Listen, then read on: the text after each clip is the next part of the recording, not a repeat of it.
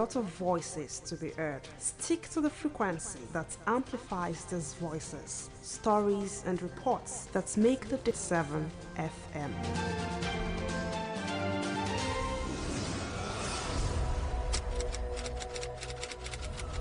This is Kunle Amzat Studio, Akojopo 88.7 FM. Welcome to News Around the World.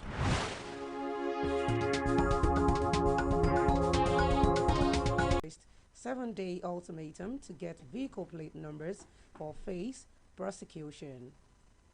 Car bomb kills Russian general in Moscow. Dagger faces sexual assault charge in Norway. Now the details. The Oyo State Governor, Engineer Oluseyi Makinde, has called on all stakeholders to work diligently and in strict adherence to established procedures to ensure the full implementation of the 2026 budget for the benefit of the people. The governor made the call during the signing of the 2026 appropriation bill into law at the Executive Council chambers of the governor's office, Agodi Ibadan. Agidigbo from news correspondent Oluwapemi Bamidele brings the reports. The Oyo State Governor, Engineer Oluseyi Makinde, has signed into law a sum of 892 billion naira as Oyo State's 2026 budget. Governor Makinde, while signing the budget at the Executive Chamber, Secretariat Ibadan, called on all stakeholders to work consistently in line with the laid-down pattern for full implementation of the budget in the interest and benefit of the people. Governor Makinde, while speaking further, said his administration has sustained a realistic budgeting process and strong budget performance and reducing dependence on federal allocation for sustainable growth. Let us work together to ensure that the implementation of this budget follows the consistent pattern that we have developed over these past 6+ years, so that just the people can get the full benefit of this. I promise the people of Oyo State that we will serve them till the last minute of the last day. The governor noted that Oyo State would, in the coming year, place greater emphasis on consumption driven by what the state can locally produce. Governor Makinde had added that should the state record a financial windfall or begin to reap returns from key economic landmark projects, his administration will present a supplementary budget that could raise the total budget size to 1 trillion naira. We have some surplus, some windfall, or some of the engagement that we're having. If it should yield something better, we will come back to the House of Assembly, present a supplementary budget. We may still well get to the 1 trillion naira mark, but we won't get there magically. We will get there through data and logic.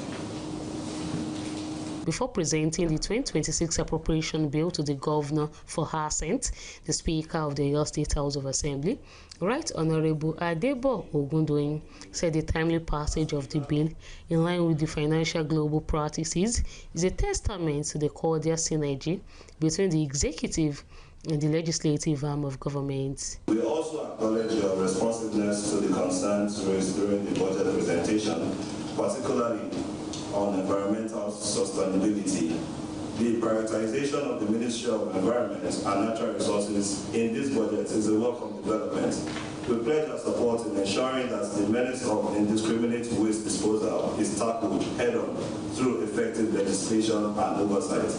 It will be recalled that the Oyo State Governor, Engineer Oluseyi Makinde, had earlier presented the 2026 budget proposal to the Oyo State House of Assembly at a plenary session held in the Alo chambers of the legislature. Oluwapemi Bamidele, Agidigbo FM News. Also, the Oyo State Governor, Engineer Oluseyi Abiodun-Makinde, has expressed concerns about the current state of governance in Nigeria, lamenting that politics has become a game where human lives and dignity are sacrificed for political gain. Governor Makinde expressed this during a special prayer and interactive session with church leaders in Oyo State held at his Ikolaba residence in Ibadan, as he emphasized the need for leaders to prioritize the welfare of citizens and demonstrate the ability to deliver results, citing the numerous development challenges facing Nigeria. The Oyo State Governor also weighed in on the debate over the next governor of Oyo State, saying that the issue should not be based on religious considerations, but rather on competence. In the same vein, the Oyo State Governor, Engineer Oluseyi Abiodun-Makinde, has charged the newly appointed chairman and members of the Oyo State Independent Electoral Commission, OISEC, to discharge their mandate independently in ensuring that democracy is further sustained at the grassroots. Governor Makinde, who gave the charge at the swearing-in ceremony for the chairman and members of the Electoral Commission, acknowledged that the task of the commission is solely in the best interest of the people and should be discharged accordingly with all sense of transparency, while explaining that his administration would conduct another local government elections before the end of his tenure. The governor noted that he is not afraid of elections as his administration still has sufficient goodwill with the people. Meanwhile, the Oyo State government has issued a 7-day ultimatum to motorists who do not have plate number to their vehicles, otherwise face the wrath of the law. The warning came at a press briefing held at the State Command, Eleyele, after a joint security show of force among Lagos, Ogun, Osun, and Oyo State from Lagos to Monia, end of Oyo State today. Agidigbo FM news correspondent Oluwapemi Bamidele was at the event. Here is the report. In a bid to show its proactiveness in ensuring the security of lives and properties, a joint security show of force comprising of 3 southwest states, including Lagos, Ogun, and Oyo State, took place today. The show of force roadshow, which started from Lagos State, terminated at Monia, had 56 security vehicles, including armored personnel vehicles of various security agencies. In his remarks, the Special Advisor on Security Trust Fund to the Oyo State Governor, CP Fatai Owosheni, noted that the show of force is to reinforce shared commitment to the Southwest security and to repose confidence in sound security measures in the citizens. It is also in order to send message across that our 3 states and the Southwest, with the support of our security governors, we will remain proactive, we will not be reactive. Visibility patrols and confidence building patrol are methods of proactive measures, proactive strategies in security. Kompolo Owosheni, while calling on citizens to remain lawful in their dealings, said motorists with obscure or without plate numbers will henceforth be arrested as a measure aimed at pinning down criminal and criminality tendencies within the next 7 days. We are using this opportunity to send a note of warning to our people that within the next 7 days, vehicles that will ply our road should have number plates displayed. If you are among the people that you think are big men or big women in this state, covering your number plate, irrespective of what status you are, it is unlawful to drive a car without number plate or with the number plate covered. In their separate reaction, Commissioner for Police, CP Femi Aruna, representative of the Nigeria Army, I. Ismaila, Director General Oyo Amotekun, retired Colonel Olayinka Olayanju, while assuring readiness to put in place security measures against criminalities, called for a coordinated public gathering, cautioning against firing of fireworks During the Yuletide celebration, all citizens should cooperate with security agents. We want to remind the public to be at alert and collaborate with all security agents for enforcement of safety for us. Finally, we have created a peaceful and secure environment for your celebration. On this note, we will encourage you to see something, please alert us in time so that we can move it. The show of force is a resolution of the recent Southwest Security meeting held in Oyo State among the governors. Oluwapemi Bamidele, Agidigbo FM News. A social affairs analyst, Comrade Femi Babalola, has praised the Alaafin of Oyo, Oba Abimbola Akim Owade I, for conferring the titles of Okanlomo of Yorubaland and Obaloyin of Yorubaland on Seyi Tinubu and Senator Abdulaziz Yari, saying traditional rulers have a right to bestow honors on elites who've contributed to societal development. Comrade Femi Babalola, speaking on Agidigbo FM's Shokowa program today, acknowledged that some might question Seyi Tinubu's societal impact, but emphasized that not all impacts are meant to be widely communicated. Like Seyi now, honestly, from what I have garnered, Seyi has done a lot in the society. Do not forget that it is not everybody that will mass communicate their good deeds. Many people will keep it silent. In politics, there are a lot of things you have to do and let people get to know that this is what I am doing, which is antithetical to my scriptural belief. But to some extent, the most important is for you to influence the society positively. The more you're able to do that, man, you're good to.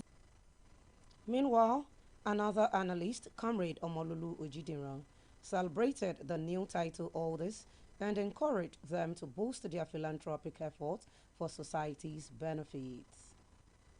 Now it is time to link up with our United Kingdom studio for the foreign news. News from Kunle studio at Gidigbo FM. United Kingdom, I am Olushola Damilola. A Russian general has been killed in a car bombing in Moscow. Russia Investigative Committee said Lieutenant General Fanny Savarov died earlier today after an explosive device planted under his car detonated. According to Russian media, Savarov previously led operation in Syria between 2015 and 2016. He was the head of the Armed Forces Operational Training Department. The 56-year-old general died in hospital as a result of his injuries. Images from the area show a badly damaged white car with the dust blown out, surrounded by other vehicles, while investigators are being sent to the scene in a car park near an apartment block in the south of Russia's capital. Although one theory being investigated was that the bomb was planted with the involvement of Ukrainian intelligence service. However, the Ukraine officials has not commented. Australian police have confirmed 2 men suspected of killing 15 people during shooting in Bondi Beach conducted firearms training before the attack on Jewish events.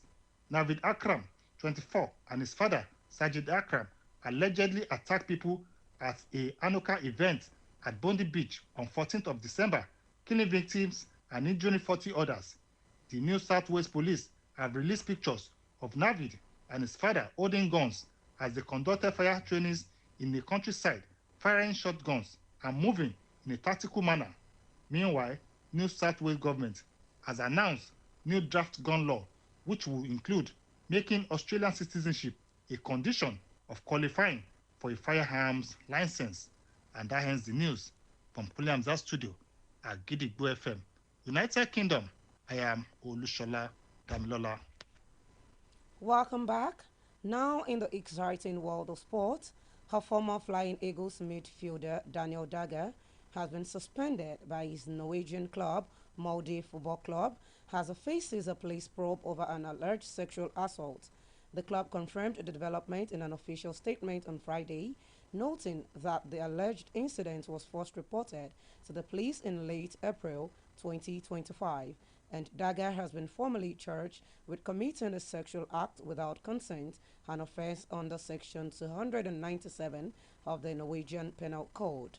Legal proceedings are expected to take place in March 2026 at the Nomad and Prosda District Court but Molde Football Club stated that both the player and the club have cooperated fully with Norwegian police throughout the investigation.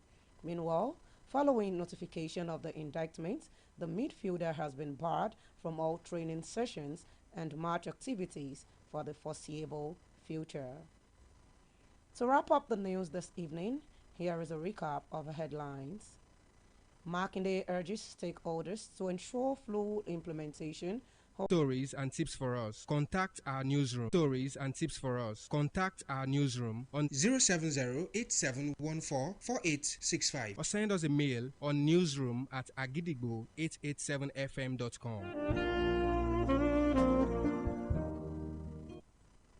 And before we go this evening, here is a quick tip. When your intentions are pure, you don't lose anyone, people lose you. Finally, we have come to the end of the news around the world on the most listened to radio station, Agidigbo 88.7 FM, Ibadan. I am Olamide Badmos. Thank you for listening. Good evening.